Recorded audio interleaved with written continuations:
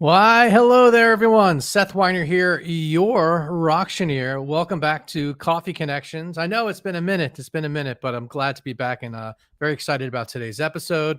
But before we get there, I just want to let everyone know it's actually nice outside. Everyone always asks, everyone, how's the weather? How's the weather? Right now, it's nice.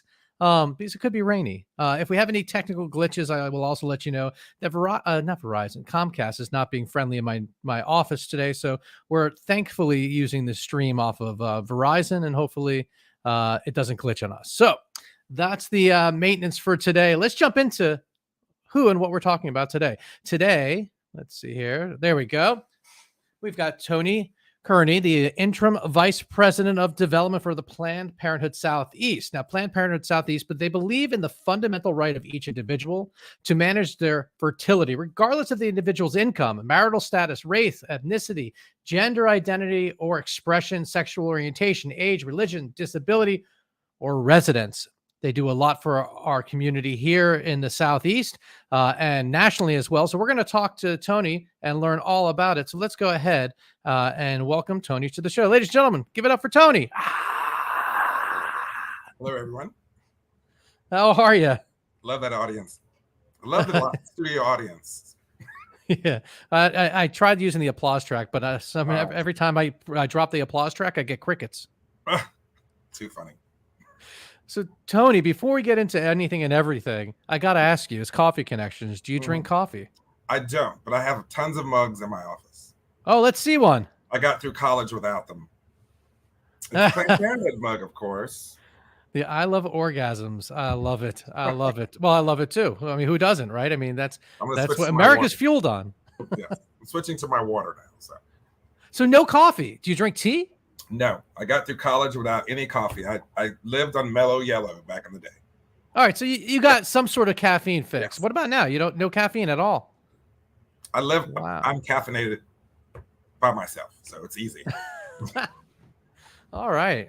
Well, Tony, I'm going to hand the mic over to you. I'm going to put myself on mute. Will you please share anything and everything you can about Planned Parenthood and especially Planned Parenthood Southeast?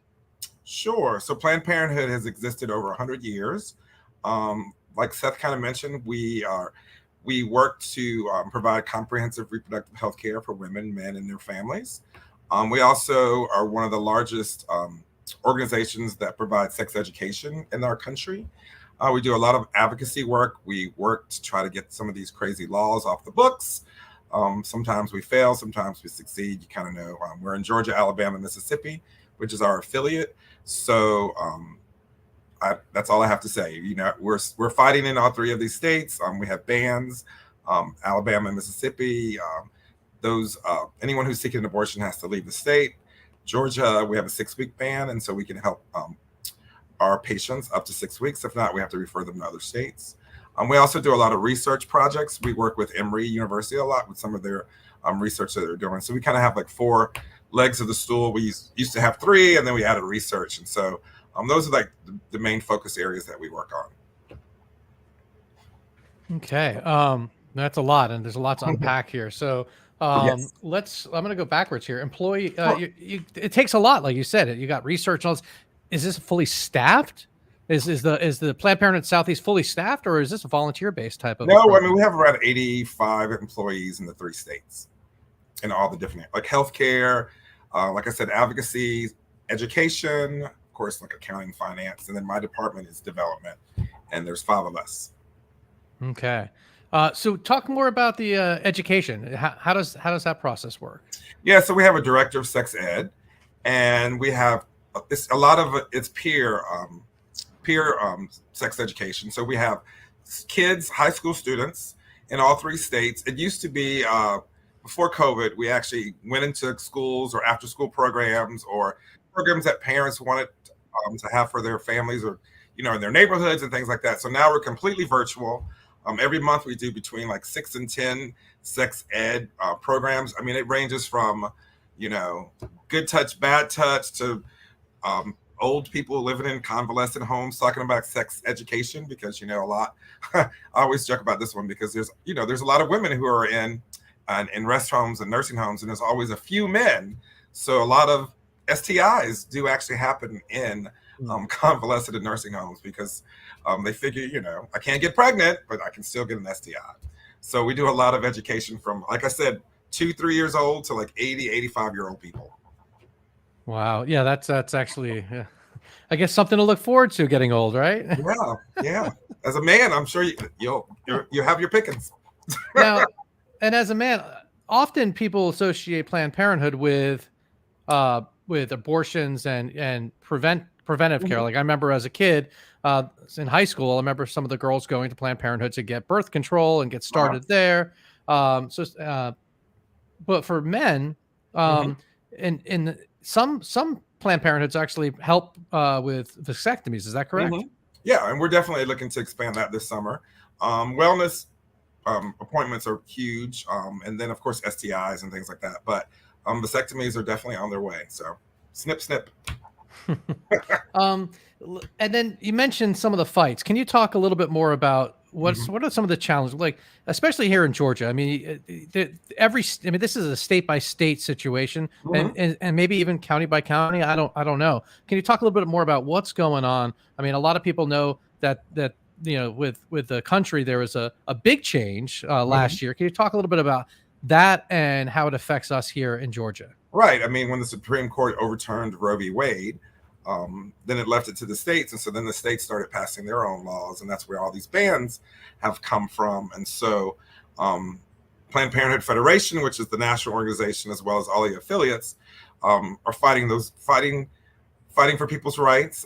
It's just very hard when, state governments are controlled one way and the people are speaking, or polls are saying they're more on our side, but then the government is really not listening to the people. They're just kind of making their own laws. And so it's a struggle every day. I've worked here since 2015. I don't think I've ever had a normal day that I've worked here. I literally walked into, I don't know if you remember this, there was a summer of 2015, someone had like some fake videos of people that, staff were being recorded and words were taken out of context.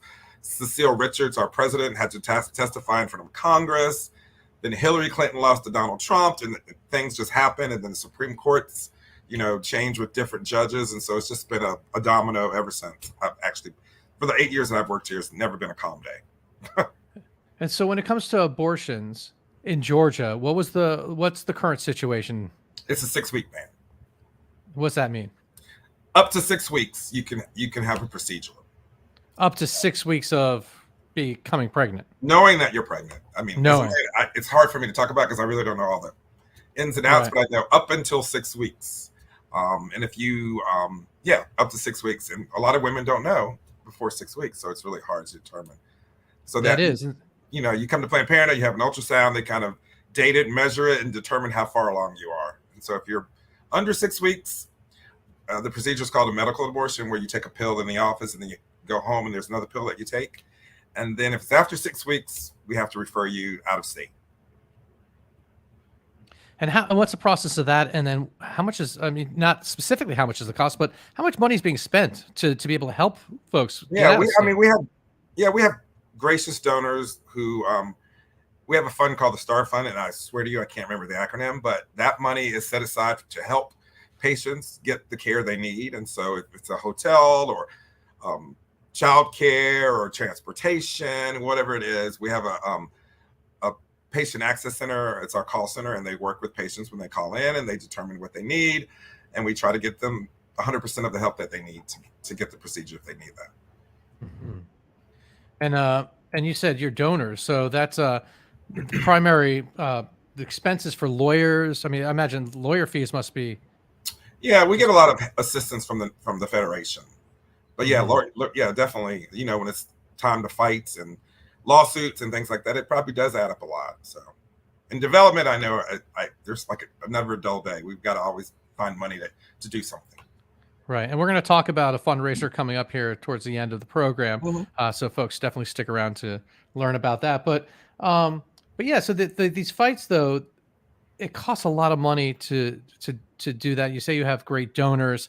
But the amount of fights that you have to have, who's choosing which battles you're going into and when to go into these battles? Yeah, that's Is beyond my pay grade. Our policy and advocacy department primarily work with that, and so I just kind of get emails and hear about things. They're often, fighting the Gold Dome here in Georgia. Like right now, we're not in session, so it's pretty quiet. But there's a lot of proactive work trying to get people educated on abortion and what Planned Parenthood is all about, and also educating people. Trying to find people who are going to run and are going to be supportive of us, and then we're going to support them until the next rounds of elections occur, things like that. So, right. And now, like you mentioned, though, like it's not just so Southeast is Georgia, Alabama, and Mississippi. South That's our Carolina. affiliate, Georgia, Alabama, Mississippi. Okay. And so, if with those three areas, there's all different laws. You're saying, right? So we have a policy department in each state that works with all. So I'm here in Atlanta, so I know the Georgia people, but the Alabama, Mississippi people are also having their own fights, and it's a little more severe there. Gotcha. Wow, it's a lot to keep up with there. It is. I mean, I tried. I mean, since I've worked here, I watch the news a lot more, and then of course we always get informative emails, and I just make sure I read it, so I know at least what's going on here in Georgia. Because a lot of friends always ask, now that they know I work here. Sure. And like we talked about sex education, it seems like one of the things, maybe a misconception of Planned Parenthood, is that people, again, Planned Parenthood abortions, but it's not. Right. You would rather do the sex education to help people prevent getting in a situation where they need an abortion. Right. I mean, the first word is planned. Like we try to help you plan. It's not like we're an abortion factory or anything like that.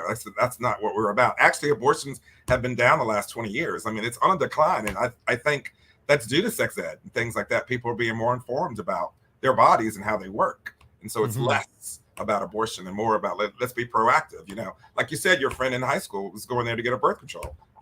We provide hordes and tons of birth control at our health centers. We have people who donate money specifically for birth control. We had a donor that gave us $250,000. You could go to the East Atlanta Health Center and get any method of birth control you wanted. If your financial need constituted that you got free birth control, we didn't say, "Oh, here's pills." Like, what method do you prefer? If it's pills, it's $25. If it's something more, it could be up to $1,500, but it's covered because of a great grant that we got. So I mean, we're definitely all about being more proactive, But things happen, things happen. And also the education leads to the whole education to prevent STDs and herpes is like what's 1 out of 5 people or something like that. I read that somewhere. Yeah, it's crazy. It is pretty crazy, and pretty much everyone knows someone, regardless if you know it or not. Which, if you're getting intimate with someone, you really need to know that. And if they're responsible, hopefully they would tell you. But that's something that's that's real. And there's no cure for that right now. No. The education now. You mentioned that this so people are, if they want the education, they're coming to you for it. You're not. Is Planned Parenthood working with schools and going to specific schools and doing this sort of stuff, or is it all separate? It depends on the counties. Some we're in Georgia, so some counties do allow it and some, don't. So it's just a matter of, like I said, we do a lot of virtual things, and so we try to get the information out there. So if your school or your parents are not talking about it, you can watch a webinar. You can talk to your peers. There's actually a sex to text program where you can text this 5-digit number on your phone and ask any question, and there's an educator 24 hours a day that will answer your question. Oh, and wow, okay. And what's that number? You Do know, you know offhand? I knew you were going to ask me that. I wasn't prepared for that, but I can get it to you. Yeah, pull it up if you can. I'll pull it up here. We got Planned Parenthood. I got my other window open here. And what was the name of the program? Sex to text. Sex to text. I'm going to send a message. I love technology. I'm going to send a message to our sex. Here we go. You can text PP now, PPNOW to 774-636.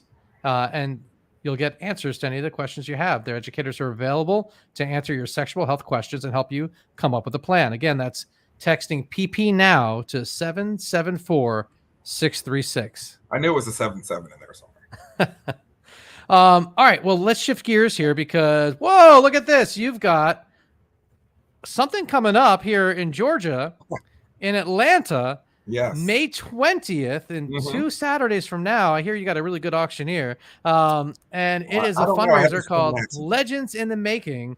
Tell us about the history of Legends in the Making and what can people expect in this year's event? Yeah, it's our annual gala. It's been happening. I think this is like year 18 or year 19 of it. It used to be called Legends. And every year we would give an award to a legend in our community who's supportive of women's reproductive choice. In the years past, we've given it to John Lewis and Stacey Abrams. There's just been a lot of people who received it. So then eventually ran out of legends. And so now we call it Legend in the Making. And so we're targeting more young people who are fighting the good fight. Last year we had, her name is Paxton Smith. She was from Texas. And if you recall, she was the high school student who changed her valedictorian speech to talk about pro-choice.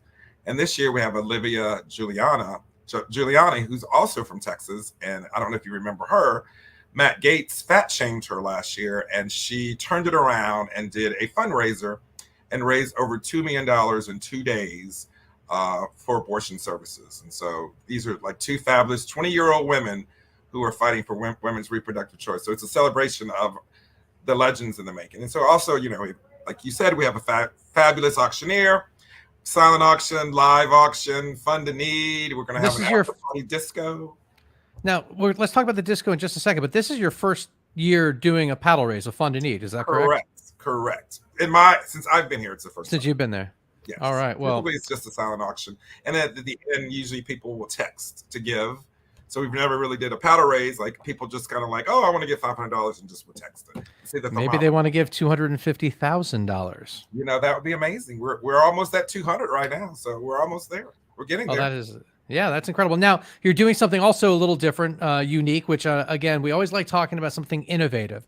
And in terms of what you're doing this year, I think one of the most innovative things you're doing is this after party. Talk about what this after party is and who you're targeting to come to this and why it's a little different. So people always have talked about, let's have a dance, let's have a party. And so this year we decided, since this year our event is like a celebration of the last 50 years, even though Roe was overturned, this would have been the 50th anniversary. So we decided to do a disco throwback theme. And so we were like, why not have a disco party at the end? So we've got a DJ, you know, another group that's being targeted right now is drag queens. I don't understand. But we have 3 amazing Atlanta performers who are going to be with us as well during the evening. We're actually going to have some sex education games. I don't know specifics of them because I'm not going to ask what you're pinning on what. No, it's things blowing the condo up and see how big it gets. I mean, it's the strength, you know, some crazy events. So we're going to go hopefully from 9:30 to 12. Hopefully our audience can hang a little longer. We'll see. It's our first time, so it could be amazing. It could be a bust. But I feel like it's going to be a celebration no matter what. So Now the drag thing I don't get, because the people are arguing about, you know, people are trying to take down the drag queens. However, they still watch Miss Doubtfire. Yes, they forget about things like that, or Milton Berle back in the day, you know, or Tom Hanks. Yes, beloved Tom Hanks. What was the show he did? Buddies. Buddies. Yes. So I don't. Crazy. I mean, yeah. I mean, I don't understand the whole concept of like you're reading to kids. You're just reading to kids. Like you're not saying like I want you to be a gay person or a drag queen. Like just reading. You know, it's kind of like gay Disney. You know, they're down there with those characters. Drag queens are the same thing as Snow White and Cinderella. You know, everybody's dressed up. RuPaul says when you leave the house, you're basically leaving in drag. Everybody has their own drag, whatever it is. That's a valid point. I mean, I guess what's next is magicians because they're wizards. Probably. I don't know. They're going to come for Harry Potter. I'm sure. uh, what is something that's really unique about the Georgia affiliate of Planned Parenthood? I know it began in 1964, Hmm. but what's some of the biggest strides that you've been a part of or you've seen in your Hmm. time or with the program itself here, Well, this I mean, just particular being chapter? here in Atlanta, I mean, Atlanta's just very, very supportive. So, I mean, I've worked with so many different groups. I work with a group of women in East Atlanta, and they're sensational. They plan an annual bar crawl through East Atlanta with bars and restaurants that support Planned Parenthood. It's one night, and 400 or 500 people turn out, dress in pink, and just kind of celebrate together and just support the businesses that support us. Every March, we have this group of bakers that there's 25 bakers. They put their favorite cookie in a box. They sell the boxes for $75. They sell out like in 19 to 20 minutes, 500 boxes, and all the money goes to Planned Parenthood. And that just started with one baker coming up with the idea of like, I've Hmm. got some friends who support Planned Parenthood. Let's put together this box of cookies that no one can get because it's 25 bakers. They don't come together for anything else during the year. And they do this one event. And I'm telling you, it's like Taylor Swift, Beyonce tickets. Like it sold out this year in 19 minutes. Like I was sitting there watching the computer explode when 500 boxes of cookies like sold like that. That's $40,000, incredible. 19 minutes. And that's just someone coming up with an idea saying, hey, I want to help. And if you're sitting at home watching this video in your car or listening, plannedparenthoodaction.org/planned parenthood southeast advocates, or just Google Planned Parenthood Southeast, probably the easiest way to get there. Yes. When you get there, you can make a donation. I encourage you to make a donation and give, and you could learn about all where your money's going and Mhm. exactly where you want it to go and different assets of the business here, of the model here. But if you got an idea that you're, I don't know, you're a mechanic or whatever you might be. I mean, Mhm. with the baker is a great example. If you have a way that you want to contribute, reach out. Tony's happy to talk to you, I'm sure, as well as some of the other team members of the development team, and make a difference. Create a fundraiser, because fundraising doesn't have to just be, well, no pun intended on the cookie there, but in the box, right? Really think outside the box. What can you? So get that cookie outside the box, ladies and gentlemen. Exactly. I had another idea. Two young women came to me like 3 years ago and said, let's have a condom fashion show. So they came up with this idea of condom couture where each designer got 1,000 condoms, and then they made a fashion out of those 1,000 condoms. We had a fashion show. People bid on the costumes, bought the costumes. We raised like $25,000 on latex condoms. Like it just Uh, two women came up with this idea of a fashion show, just made out of condoms, and some of it was amazing. Like it was mind-boggling that was really like 1,000 latex condoms in one wow. outfit. Well, the fact that it raised that much money is incredible, and I love it. But it just Um, starts from like volunteering that came up with their yeah. own idea. Now, keeping back to or getting back to Atlanta, and Georgia.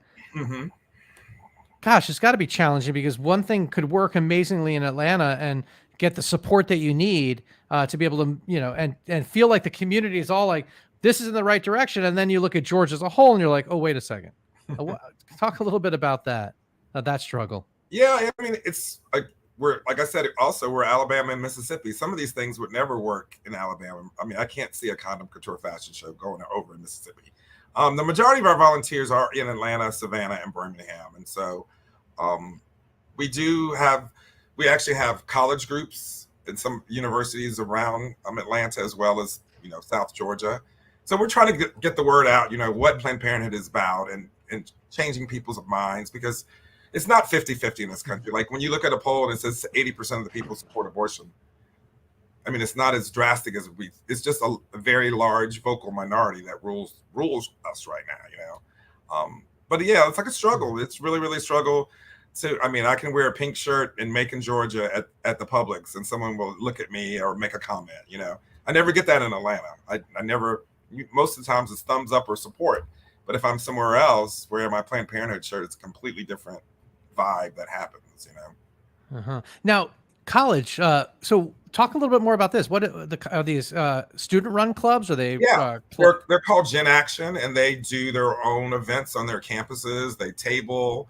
They have sex ed programs. They get volunteers to go to the Capitol and lobby their Congress people, things like that. So yeah, there's probably like 6 or 7, like Spelman and Georgia Tech and Emory and local universities. I know we're expanding to UGA and Georgia Southern and places like that. So we're trying to start youngers because the Gen Z is way supportive of Planned Parenthood. Yeah.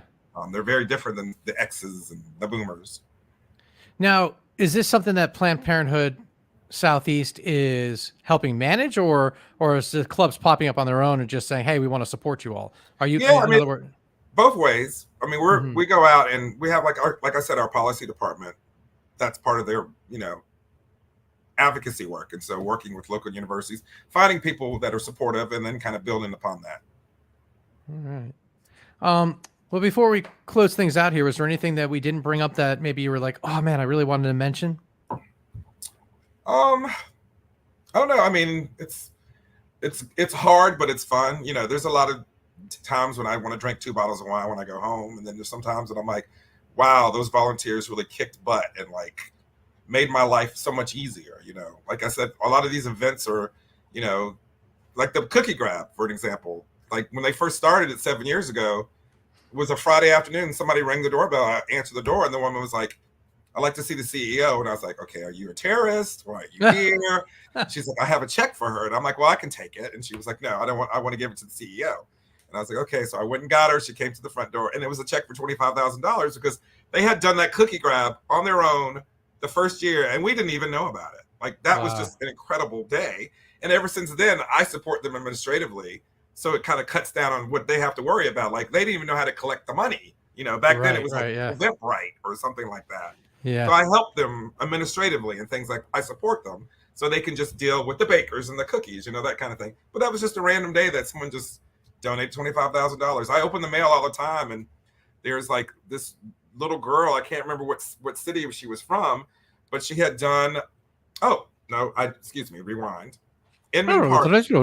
Yes, that was another story, but this one is better. This young girl. We had a wine tasting at Vinoteca in Inman Park. And the owner at that wine shop is very supportive. Go support Vinoteca. They're a really, really good wine shop. But her daughter was 8 and wanted to do her own fundraiser. So while we were having a wine tasting inside, she was outside with a lemonade stand, charging people $5 a glass for lemonade. And by the time we got done with our event inside, this little girl had raised $500 with lemonade.